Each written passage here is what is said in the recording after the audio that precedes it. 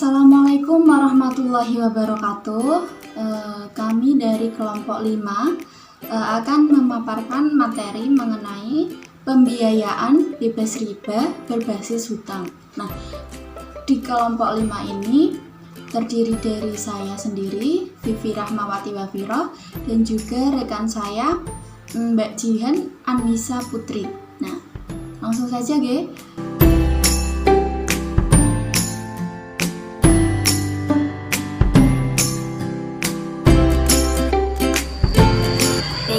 Jadi sebelumnya kita harus tahu dulu apa pengertian dari pembiayaan. Jadi pembiayaan adalah pendanaan yang dikeluarkan untuk mendukung investasi yang telah direncanakan. Jadi pembiayaan bebas riba yaitu pembiayaan yang menerapkan sistem penghindaran riba. Riba itu apa sih? Riba itu bunga yang dalam bahasa Arab secara harfiah itu kelebihan atau tambahan. Selanjutnya ada tujuan dan fungsi pembiayaan. Keberadaan bank syariah yang menjalankan pembiayaan berdasarkan prinsip syariah bukan hanya untuk mencari keuntungan dan meramaikan bisnis perbankan di Indonesia, tetapi juga untuk menciptakan lingkungan bisnis yang aman. Di antaranya, memberikan pembiayaan dengan prinsip syariah yang menerapkan sistem bagi hasil yang tidak memberatkan debitur. Selanjutnya, membantu kaum duafa yang tidak tersentuh oleh bank konvensional karena tidak mampu memenuhi persyaratannya. Berikutnya, membantu masyarakat ekonomi lemah yang selalu dipermainkan oleh rentenir dengan membantu melalui pendanaan untuk usaha yang dilakukan. Memasuki materi selanjutnya yaitu macam-macam pembiayaan bebas riba berbasis hutang. Di sini saya akan menjelaskan mengenai murabahah. Menurut Fatwa DSN MUI nomor 4 tahun 2000, murabahah adalah menjual suatu barang dengan menegaskan harga belinya kepada pembeli dan pembeli membayarnya dengan harga yang lebih sebagai laba.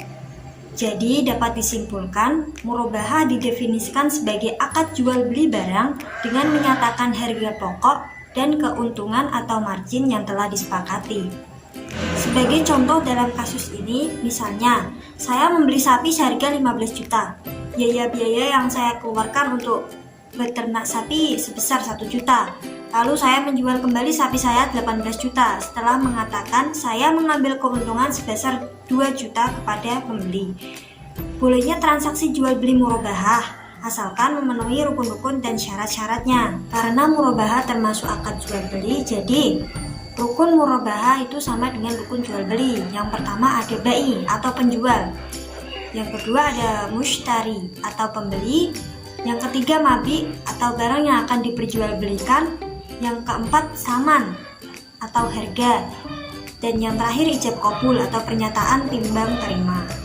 Setelah membahas rukun, selanjutnya ada syarat-syarat murabahah. Yang pertama, penjual memberitahu biaya barang kepada nasabah. Yang kedua, kontrak pertama harus sah sesuai dengan rukun yang ditetapkan. Yang ketiga, kontrak harus bebas dari riba. Yang keempat, penjual harus menjelaskan kepada pembeli bila terjadi cacat atas barang sesudah pembelian. Dan syarat yang terakhir yaitu penjual harus menyampaikan semua hal yang berkaitan dengan pembelian. Misalnya, jika pembelian dilakukan secara utang. Jenis pembiayaan bebas riba berbasis hutang selanjutnya adalah mudharabah. Nah, apa itu mudharabah? Nah, mudharabah merupakan akad kerjasama antara dua pihak. Nah, di mana pihak pertama ini atau sahibul mal memberikan 100% dananya atau modal, sedangkan pihak kedua atau mudharib ini menjadi pengelola. Nah, ketentuan-ketentuan mudharabah ini apa saja? Ya, yang pertama sudah saya sebutkan tadi ya, bahwa pemilik dana atau sahibul mal ini menyediakan 100% dananya untuk kebutuhan suatu proyek. Nah, dan sedangkan pengusaha ini atau mudharib ini bertindak sebagai pengelola. Nah, yang kedua, jangka waktu usaha, kemudian tata pengembalian dana dan juga pembagian keuntungan ini ditetapkan berdasarkan kesepakatan bersama antara lembaga keuangan syariah dan juga pengusaha. Kemudian jumlah dana pembiayaan ini harus dinyatakan dengan jelas dan dalam bentuk tunai, bukan piutang, ya. Kemudian apalagi? Kemudian lembaga keuangan syariah ini sebagai penyedia dana atau shahibul mal menanggung semua kerugian akibat dari mudharabah, kecuali apabila kerugian tersebut disebabkan oleh kelalaian pengelola atau kecurangan pengelola. Nah, apabila kerugian tersebut terjadi karena kecurangan pengelola, maka pengelola tersebut harus menanggung kerugiannya karena telah sengaja atau lalai menyalahi perjanjian. Nah, contoh kasus dalam mudharabah, contoh kasus penerapan mudharabah di perbankan syariah, misal Bapak Yudo ini mengajukan permohonan pembiayaan dengan akad mudharabah kepada Bank Syariah Mandiri untuk membangun usaha mebel. Nah, total dana yang dibutuhkan Pak Yudo adalah sebesar 120 juta. Nah, masa waktu pengembalian dana selama 5 tahun. Nah, dengan nisbah bagi hasil yang telah disepakati sebesar 60/40. Nah, jadi kan dana yang dibutuhkan ini sebesar 120 juta tadi kan jelas. Kemudian masa pengembaliannya juga jelas. Kemudian pembagian keuntungan juga jelas. Nah, semua itu disepakati berdasarkan kesepakatan bersama. Kemudian selanjutnya ada musyarakah. Nah, musyarakah ini berarti saling bekerja sama atau bermitra atau partnership, ya.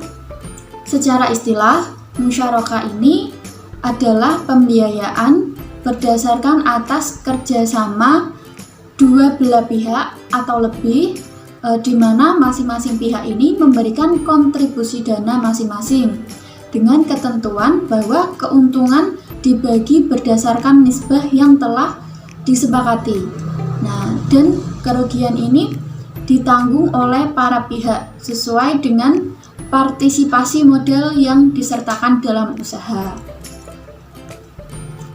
Nah, kemudian apa saja ketentuan-ketentuan dalam musyarakah? Yang pertama, pernyataan ijab dan qabul ini harus dinyatakan oleh para pihak untuk menunjukkan kehendak mereka dalam berkontrak. Kemudian, pihak yang berkontrak ini harus cakap hukum. Nah, kemudian, mengenai objek akad, yang pertama, modal. Modal yang diberikan ini harus berupa uang tunai atau mungkin emas atau perak yang nilainya sama. Kemudian apabila modal ini berupa aset, maka aset tersebut terlebih dahulu harus dinilai berdasarkan kesepakatan oleh mitra. Nah, pada umumnya musyarakah ini tidak memerlukan jaminan, ya. Tidak ada jaminan. Namun apabila untuk menghindarkan dari sebuah penyimpangan, maka lembaga keuangan syariah ini dapat meminta sebuah jaminan. Nah, kemudian mengenai kinerja, masing-masing pihak ini harus jelas pembagian kinerjanya dalam organisasi, dalam suatu usaha. Kemudian keuntungan. Nah, keuntungan ini, sistem pembagian keuntungan ini harus disertakan dalam akad, dan keuntungan para mitra ini harus dibagi secara proporsional. Nah, kemudian kerugian ini harus dibagi antara para mitra secara proporsional juga menurut kepemilikan dana masing-masing dalam modal. Kemudian musyarakah ini dibagi menjadi 5. Yang pertama, ada syirkah al-inan, merupakan kerjasama antara 2 orang atau lebih di mana masing-masing pihak ini memberikan kontribusi dana dan berpartisipasi dalam kerja. Nah, baik dana, kemudian kerja atau bagi hasil ini tidak harus sama. Kemudian ada juga syirkah mufawadah.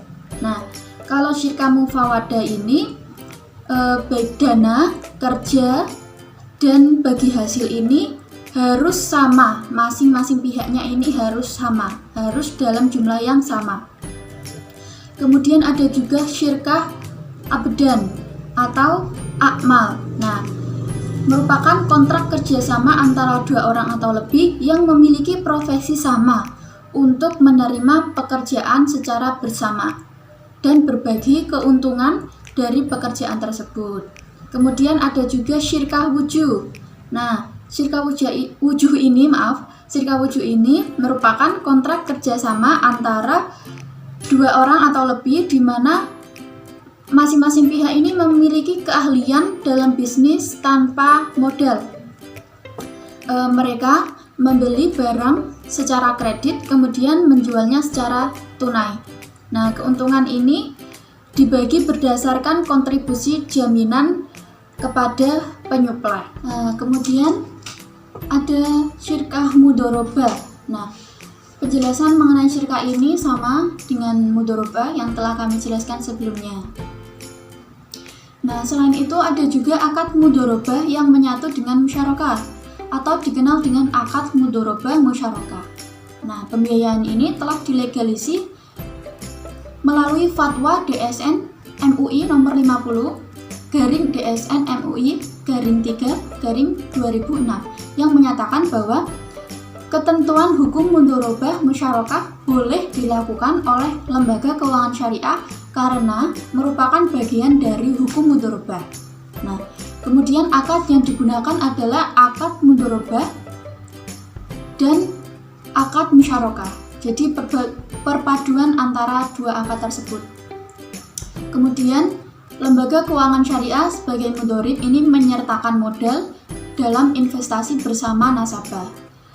Kemudian juga apabila terjadi kerugian, maka lembaga keuangan syariah ini menanggung kerugian sesuai dengan porsi modal yang disertakan. Nah, demikian yang dapat kami sampaikan, kurang lebihnya mohon maaf. Wassalamualaikum warahmatullahi wabarakatuh.